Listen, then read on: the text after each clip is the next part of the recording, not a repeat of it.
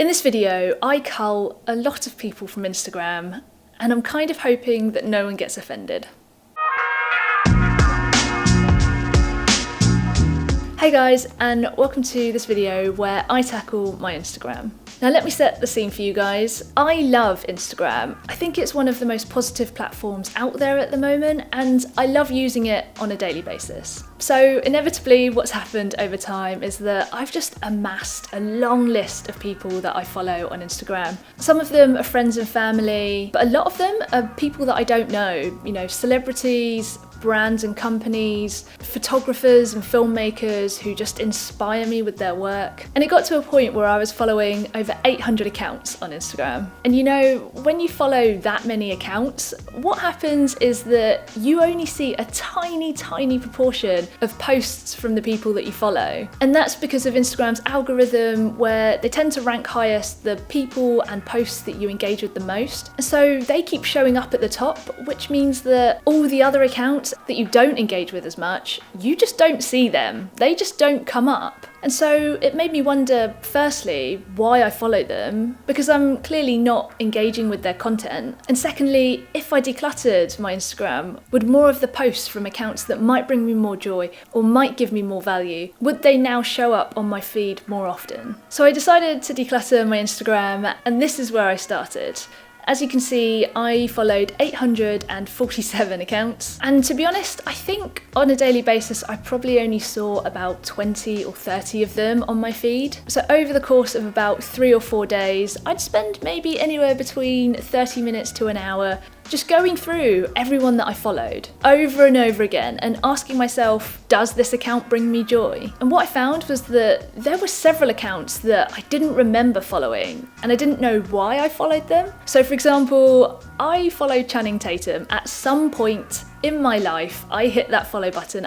I don't know why. He seems like a really nice guy, and he seems to be really woke about equality, which is great, but I'm not a huge Channing Tatum fan, and I just don't know why I follow him on Instagram. And then there were other accounts that just don't serve me anymore. And by that, I either mean that they didn't make me feel particularly joyful, or they didn't bring me much value. That sounds so harsh, I know. I'll elaborate on that in a minute to hopefully make that sound less mean.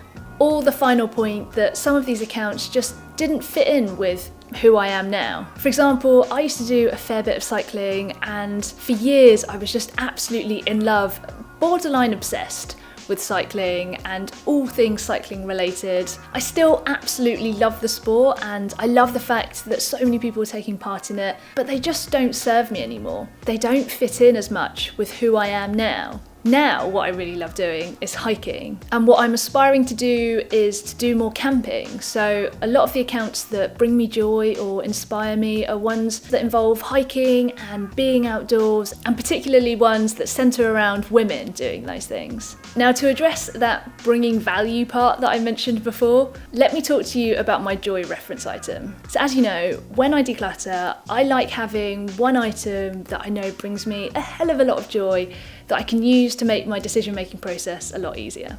And the Instagram account that was my joy reference item was the Humans of New York account. I absolutely adore that account. Every time I see a new post and I read the caption, I feel like I learn something new, and I also feel like I get a new perspective on some things. And that's what I mean by an account bringing me value. And it's the same with Ruthie Lindsay's account. Her posts and her Instagram stories are just guaranteed to make me happy. And then there's also Challenge Sophie, who inspires me to feel fit, to get outdoors. All of that brings me value. I was listening to a recent minimalist podcast, and in it they mentioned this mentality that I think really helps when decluttering, which is that if it's not a hell yeah, it's a no. And that really helped as I was going through all of those Instagram accounts, because it just made the decision really clear. Now let's address, albeit quite quickly because it's awkward AF, the tough subject of unfollowing family and friends.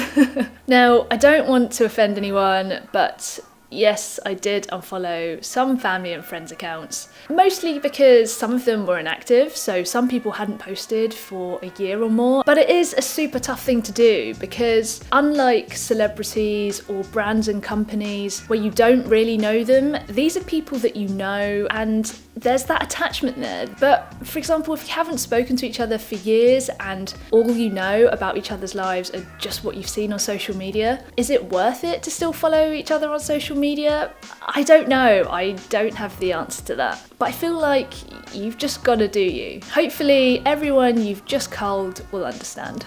So here's where I got up to. Steadily, I started bringing the number of accounts that I follow down, and now I follow 443 accounts. Most of the accounts that I follow now that aren't friends and family are traveling, outdoors, and photography or filmmaking accounts, and all of these inspire me to get out there, to meet new people, to experience new things, and of course, capture it somehow on a camera. And to be honest, this morning when I loaded up my Instagram, I think I pretty much liked almost every picture that came up on my feed. I think that's because now I'm predominantly following people who bring me joy or give me value, and so far I think it's made Instagram even more enjoyable. And so that's it.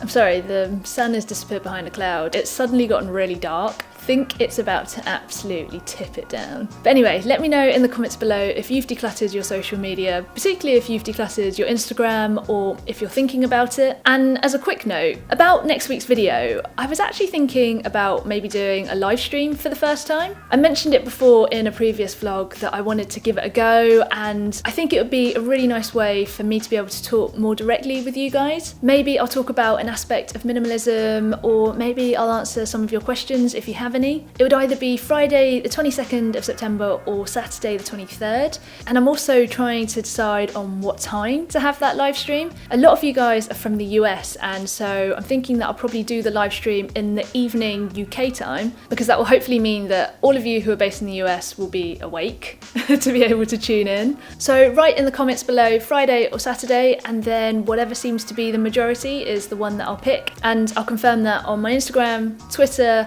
and maybe even as a pinned comment on this video as well, so be sure to check that out. All the links to Twitter and my beloved Instagram are down below in the description. So the last things to say are thank you so much for watching. I hope this video has been useful and interesting. Give us a thumbs up if you like this video, hit that subscribe button if you haven't already, and I will see you guys on either Friday or Saturday, depending on what you guys say, for a live stream, hopefully. Alright, see you guys then. Bye.